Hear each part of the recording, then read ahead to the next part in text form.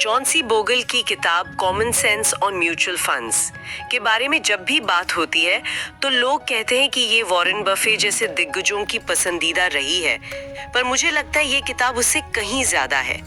ये एक तरह से निवेश की दुनिया में एक क्रांति का घोषणा पत्र है जो एक आम इंसान के लिए लिखा गया है। आप इसे क्रांति कह रही हैं और ये शब्द बिल्कुल सही है। बोगल ने पूरी म्यूचुअल फंड इंडस्ट्री की नींव पर ही सवाल उठा दिए थे। उन्होंने वो बातें खुलकर कही जो इंडस्ट्री के बड़े बड़े लोग सुनना भी नहीं चाहते थे। बिल्कुल, और आज हम उसी घोषणा पत्र के पन्ने पलटने वाले हैं। हमारा मकसद सिर्फ बोगल के सिद्धांतों को दोहराना नहीं है, बल्कि ये समझना है कि उनकी बातें आज के इस दौर में जहां हर दिन एक नया फैंसी इन्वेस्टमेंट प्रोडक्ट लॉन्च होता है, वहां कितनी ज्यादा जरूरी हो गई हैं। तो चलिए इस दुनिया की गहराई में उतरते हैं। हाँ, और देखते हैं कि बोगल का कॉमन सेंस असल में कितना अनकॉमन यानी असाधारण है। अच्छा, तो शुरुआत करते हैं किताब की सबसे विस्फोटक बात से। बोगल का कहना है कि म्यूचुअल फंड इंडस्ट्री की बनावट ही निवेशक के खिलाफ है। ये सुनकर मुझे थोड़ी हैरानी होती है। आज भारत में देखिए 50 से ज्यादा फंड हाउसेस हैं, हजारों स्कीम्स हैं, जबरदस्त कंपटीशन है। इकोनॉमिक्स तो हमें यही सिखाती है कि जहां इतना कंपटीशन हो वहां तो ग्राहक का यानी निवेशक का फायदा होना चाहिए, है ना? कीमतें कम होनी चाहिए। तो फिर इस इंडस्ट्री में ऐसा क्यों नहीं हो रहा? आपका सवाल बिल्कुल वाजिब है और यही वो पहेली है जिसे बोगल ने सुलझाया है। देखिए, बाकी इंडस्ट्रीज में एक सिद्धांत काम करता है जिसे क्रिएटिव डिस्ट्रक्शन कहते हैं। मतलब नई कंपनियां आती हैं, बेहतर प्रोडक्ट लाती हैं, पुरानी को बाहर कर देती हैं और इस होड़ में ग्राहक का भला होता है। लेकिन म्यूचुअल फंड इंडस्ट्री में ऐसा नहीं होता। यहाँ हितों का एक गहरा टकराव है। हितों का टकराव? हाँ, जिसे अंग्रेजी में कॉन्फ्लिक्ट ऑफ इंटरेस्ट कहते हैं। अच्छा, इसे थोड़ा और साफ शब्दों में समझाइए। किसके हितों का टकराव किससे है? टकराव है फंड मैनेजमेंट कंपनी के हितों और आपके मतलब निवेशक के हितों के बीच। सोचिए, एक फंड कंपनी का बिजनेस मॉडल क्या है? उनका लक्ष्य है ज्यादा से ज्यादा पैसा मैनेज करना, जिसे एसेट अंडर मैनेजमेंट या AUM कहते हैं, और उस पर एक फीस वसूलना। उनका मुनाफा सीधे तौर पर AUM और फीस के साइज पर निर्भर करता है। वहीं एक निवेशक का लक्ष्य क्या है? अपने निवेश पर ज्यादा से ज्यादा रिटर्न पाना। हाँ, ये तो सीधा है। अब यहीं पर टकराव शुरू होता है। कंपनी को अपना AUM बढ़ाने के लिए क्या करना होगा? उसे नए नए फंड्स लॉन्च करने होंगे, जोरदार मार्केटिंग करनी होगी, डिस्ट्रीब्यूटर को मोटा कमीशन देना होगा। ये सारे खर्चे कहाँ से आते हैं? निवेशक की जेब से, फीस से। बिल्कुल, ये सब आपकी जेब से, आपकी फीस से वसूले जाते हैं। तो अक्सर एक फंड कंपनी का मुनाफा बढ़ाना निवेशक के रिटर्न को कम करने की कीमत पर होता है। बोगल कहते हैं कि ये इंडस्ट्री सेल्स और मार्केटिंग का खेल ज्यादा है और इन्वेस्टमेंट मैनेजमेंट का कम। मतलब ये एक ऐसा खेल है जहाँ नियम बनाने वाला ही एक खिलाड़ी है, तो जाहिर है नियम उसी के पक्ष में होंगे। ये तो बहुत बड़ी बात है। तो अगर इंडस्ट्री की बनावट ही हमारे खिलाफ है तो एक आम इंसान क्या करे? क्या कोई रास्ता है? मेरे ख्याल से यहीं पर बोगल का कॉमन सेंस वाला आइडिया आता है ना? बिल्कुल। बोगल कहते हैं कि इस जटिल और अपने फायदे के लिए बने सिस्टम को हराने का एक ही तरीका है। इस खेल को खेलो ही मत, अपना खेल बनाओ जिसके नियम सरल हो। उनका कॉमन सेंस कोई रॉकेट साइंस नहीं है, बल्कि कुछ बुनियादी सिद्धांतों का एक सेट है। वो निवेश को 5 हिस्सों में देखते हैं: रणनीति, विकल्प, प्रदर्शन, मैनेजमेंट और व्यक्तिगत मूल्य। और हर हिस्से में उनका एक ही संदेश है: सादगी अपनाओ। सादगी, इस पे बहुत जोर है। स्रोत में एक बुफे का बड़ा मजेदार उदाहरण दिया गया है। मुझे लगता है वो आज के दौर पर बिल्कुल फिट बैठता है। हाँ, वो उदाहरण शानदार है। कल्पना कीजिए कि आप एक बहुत बड़ी शादी के बुफे में, 100 से ज्यादा पकवान हैं, कुछ एक्सोटिक कॉन्टिनेंटल हैं, कुछ बहुत जटिल मुगलई हैं, कुछ फैंसी डेजर्ट्स हैं। सब कुछ बहुत आकर्षक लग रहा है। और आजकल तो यही हो रहा है। कोई स्मार्ट बीटा फंड है, कोई क्वांट फंड, कोई थीमेटिक फंड।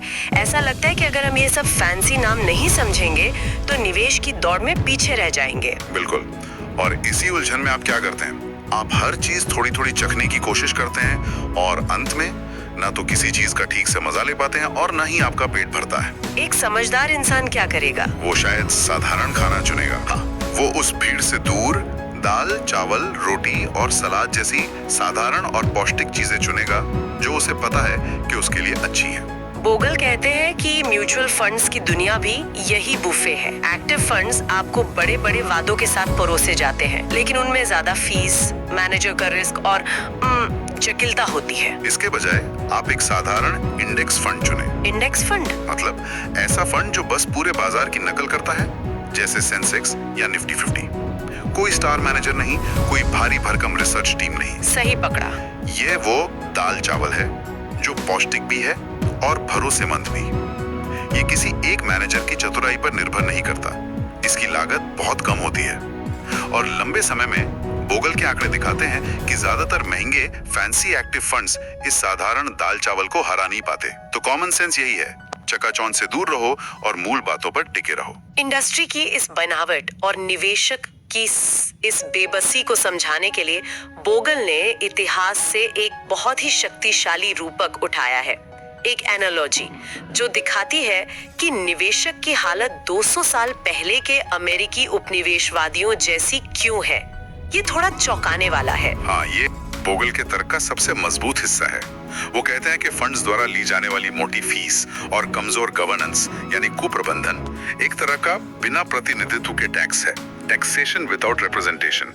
ये वही नारा था जिसने अमेरिकी क्रांति को जन्म दिया था। वाह, निवेशकों की तुलना क्रांतिकारियों से करना।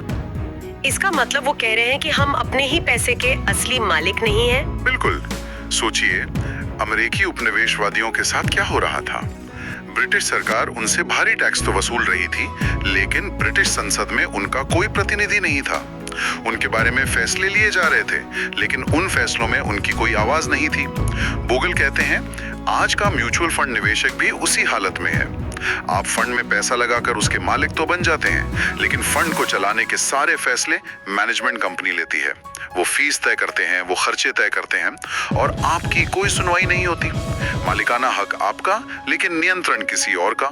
ये एक बहुत बड़ी खाई है। ये सुनने में तो बहुत अच्छा लगता है कि हमें अपने हक के लिए लड़ना चाहिए, एक मालिक की तरह सोचना चाहिए, लेकिन क्या ये वाकई व्यावहारिक है? मेरे जैसा एक आम निवेशक जिसके पास न तो समय है न ही इतनी गहरी वित्तीय जानकारी, वो देश की सबसे बड़ी फंड कंपनियों को कैसे जवाबदेह ठहरा सकता है? हम क्या करें? चिट्ठियां लिखें या सोशल मीडिया पर कैंपेन चलाएं? समझना कि आप एक ग्राहक नहीं बल्कि मालिक हैं। जब आप कार खरीदते हैं तो आप सिर्फ ग्राहक होते हैं, लेकिन जब आप किसी कंपनी का शेयर या म्यूचुअल फंड यूनिट खरीदते हैं तो आप उस कंपनी में या उन अंडरलाइंग कंपनियों में हिस्सेदार बन जाते हैं। अच्छा, इस सोच के साथ आप सवाल पूछना शुरू करते हैं। आप उन फंड्स को चुनते हैं जो निवेशकों के हितों को प्राथमिकता देते हैं, जिनकी फीस पारदर्शी और कम होती है और जिनका गवर्नेंस स्ट्रक्चर मजबूत होता है। मतलब अपनी सबसे बड़ी ताकत यानी अपने पैसे का इस्तेमाल करके सही को चुनना और गलत को खारिज करना। एकदम सही। ये एक मूक क्रांति है। जब ज्यादा से ज्यादा निवेशक कम लागत वाले निवेशक हितैषी फंड्स की ओर जाएंगे तो इंडस्ट्री पर खुद को बदलने का दबाव अपने आप बनेगा। तो बोगल का संदेश है, पहले अपनी मानसिकता बदलो, फिर अपने एक्शन बदलो। एक जागरूक मालिक बनो, न कि एक भोले भाले ग्राहक। मालिक की तरह सोचने का मतलब शायद लंबी अवधि का नजरिया रखना भी है। बाजार के रोज के उतार चढ़ाव से एक ग्राहक की तरह घबराना नहीं, बल्कि एक मालिक की तरह शांत रहना। इसी को लेकर बोगल ने वो माली वाली बड़ी खूबसूरत कहानी बताई है ना? हाँ, वो कहानी निवेश के मनोविज्ञान को बहुत अच्छे से समझाती है। कहानी एक सीधे साधे माली की है, जिससे कोई पूछता है कि अर्थव्यवस्था के इन उतार चढ़ाव से कैसे निपटा जाए। वो माली जवाब देता है, देखो, बगीचे में मौसम होते हैं। पहले बहार आती है, सब कुछ खिलता है, फिर गर्मी आती है, फिर पतझड़ आता है, पत्ते झड़ते हैं और फिर कड़ाके की सर्दी पड़ती है जब लगता है सब खत्म हो गया है। लेकिन फिर दोबारा बहार आती है। वाह, सर्दी में ही अपना बगीचा छोड़ देते हैं। ये लाइन ये निवेशकों की सबसे बड़ी गलती को पकड़ लेती है। 2008 के संकट में या 2020 के कोविड क्रैश में कितने ही लोगों ने डर कर अपना सब कुछ बेच दिया होगा और उन्होंने दोबारा आने वाली बहार का सबसे ज्यादा फायदा खो दिया। बोगल आंकड़ों से यही साबित करते हैं। 20वीं सदी को देखिए, 2 विश्व युद्ध, महामंदी, न जाने कितने संकट आए, लेकिन इन सब सर्दियों के बावजूद अमेरिकी अर्थव्यवस्था औसतन 3.5% की वास्तविक दर से बढ़ी। और सबसे अविश्वसनीय आंकड़ा जो स्रोत में दिया गया, 1802 में अगर किसी ने अमेरिकी शेयरों में $10,000 लगाए होते तो 2008 तक वो $5.6 अरब डॉलर बन जाते। 1 मिनट, ये आंकड़ा तो दोहराना पड़ेगा। $10,000 का 5.6 अरब डॉलर। ये सुनने में किसी लॉटरी जैसा लगता है। ये तो कंपाउंडिंग की ताकत को एक अलग ही स्तर पर ले जाता है। ये कंपाउंडिंग का जादू है, लेकिन ये धैर्य की भी परीक्षा है। ये आंकड़ा दिखाता है कि लंबे समय में अर्थव्यवस्था और कंपनियां मिलकर मूल्य पैदा करती हैं। आपको बस उस यात्रा में टिके रहना है। माली की तरह आपको पतझड़ और सर्दी के मौसमों से गुजरना ही पड़ेगा ताकि आप बाहर का आनंद ले सकें। ठीक है, तो लंबी अवधि में टिके रहना जरूरी है, लेकिन भविष्य में क्या होगा इसका अंदाजा कैसे लगाया जाए? हर कोई यही जानना चाहता है। टीवी पर एक्सपर्ट्स रोज भविष्यवाणियां करते हैं। इसी शोर से बचने और भविष्य को समझने का क्या कोई सरल तरीका है? मुझे लगता है यहीं पर वो ऑकम्स रेजर वाला सिद्धांत काम आता है। बिल्कुल, ऑकम्स रेजर एक सदियों पुराना सिद्धांत है जो कहता है कि किसी भी समस्या का सबसे सरल समाधान ही अक्सर सबसे सही होता है। बोगल इस सिद्धांत की छुरी से शेयर बाजार की सारी जटिलताओं को काट देते हैं। वो कहते हैं कि भविष्य के रिटर्न की भविष्यवाणी करने वाले हजारों जटिल मॉडल और गुरुओं को भूल जाइए। किसी भी लंबी अवधि में शेयर बाजार का कुल रिटर्न सिर्फ 3 चीजों के जोड़ से आता है, बस 3। और वो 3 चीजें क्या हैं? पहली है डिविडेंड यील्ड, यानी कंपनियों द्वारा शेयर धारकों को दिया जाने वाला लाभांश। ये आपका शुरुआती रिटर्न है। दूसरी है कंपनियों की कमाई में वृद्धि, यानी अर्निंग्स ग्रोथ। जैसे जैसे कंपनियां ज्यादा कमाती हैं, उनके शेयर का मूल्य बढ़ता है। और तीसरी चीज है पी रेशियो में बदलाव, मतलब स्पेक्यूलेशन या अटकलबाजी। इसे थोड़ा और आसान करते हैं तो पहले 2 हिस्से डिविडेंड और कमाई में वृद्धि, ये तो सीधे सीधे बिजनेस के प्रदर्शन से जुड़े हैं। ये वास्तविक है। एकदम सही। बोगल इन दोनों को निवेश के मूल सिद्धांत या इन्वेस्टमेंट फंडामेंटल्स कहते हैं। ये अर्थव्यवस्था की वास्तविक ग्रोथ को दर्शाते हैं। लेकिन जो तीसरा हिस्सा है पीई रेशियो में बदलाव, वो पूरी तरह से भावनाओं और अटकलबाजी का खेल है। ये इस पर निर्भर करता है कि बाजार कितना आशावादी या निराशावादी है और लोग कमाई के हर एक रुपए के लिए कितनी कीमत चुकाने को तैयार है। लेकिन ये जो अटकलबाजी वाला हिस्सा है, पीई रेशियो का बढ़ना घटना, कभी कभी तो सबसे ज्यादा पैसा यही बनता है, जैसे 1990 के दशक के अंत में टेक्नोलॉजी बूम के दौरान हुआ था। लोग कह रहे थे कि कमाई मायने नहीं रखती, सिर्फ भविष्य की उम्मीदें मायने रखती हैं। क्या इसे पूरी तरह नजरअंदाज कर देना सही है? आपने बहुत अच्छा सवाल पूछा, और यही वो जाल है जिसमें ज्यादातर निवेशक फंसते हैं। बोगल का तर्क बहुत गहरा है। वो मानते हैं कि छोटी अवधि में, 1-2 साल में अटकलबाजी हावी हो सकती है। हो सकता है कि बाजार बहुत आशावादी हो और पी रेशियो आसमान छूने लगे, जिससे आपको शानदार रिटर्न मिले, या फिर बाजार बहुत डर जाए और पी रेशियो गिर जाए, जिससे आपका रिटर्न खराब हो। लेकिन, और ये बहुत बड़ा लेकिन है, 20, 30 या 50 साल जैसी लंबी अवधि में ये भावनाएं एक दूसरे को संतुलित कर देती हैं। आशावाद के दौर के बाद निराशावाद का दौर आता है। अंत में आपका रिटर्न लगभग उतना ही होगा जितना कंपनियों ने कमाया, यानी अर्निंग्स ग्रोथ, और आपको डिविडेंड के रूप में बांटा। अटकलबाजी का असर शून्य हो जाता है। मतलब लंबे समय में सिर्फ वही मायने रखता है जो वास्तविक है, बिजनेस की कमाई, बाकी सब शोर है।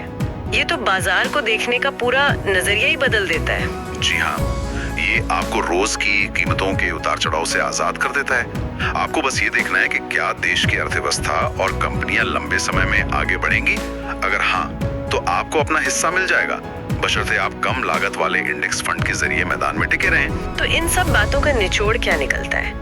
अगर बोगल के इस पूरे घोषणा पत्र को एक लाइन में समेटना हो तो वो क्या होगी? मुझे तो ऐसा लगता है कि संदेश बहुत साफ है। निवेश को सरल बनाएं, अपनी लागत कम से कम रखें और एक ग्राहक की तरह नहीं बल्कि एक मालिक की तरह सोचें। आपने बिल्कुल सही निचोड़ निकाला है। उनका दर्शन आज के इस दौर में शायद पहले से भी ज्यादा प्रासंगिक है। पहला, कम लागत वाले इंडेक्स फंड्स को अपनी रणनीति का केंद्र बनाएं, क्योंकि ये आपको एक्टिव फंड्स की ऊंची फीस और किसी एक मैनेजर पर निर्भर रहने के जोखिम से बचाते हैं। दूसरा, इंडस्ट्री के हितों के टकराव को हमेशा याद रखें और सवाल पूछें। और तीसरा, माली की तरह सोचें, लंबी अवधि का नजरिया रखें और बाजार के रोज के शोर और सर्दियों से घबराएं नहीं। जाते जाते एक विचार मन में आ रहा है। बोगल निवेशकों से फंड गवर्नेंस में सक्रिय रूप से भाग लेने का आग्रह करते हैं। वे चाहते हैं कि हम मालिक की तरह व्यवहार करें। लेकिन आज की दुनिया में जहां एक आम निवेशक के पास समय और विशेषज्ञता दोनों की भारी कमी है, क्या यह उम्मीद करना यथार्थवादी है?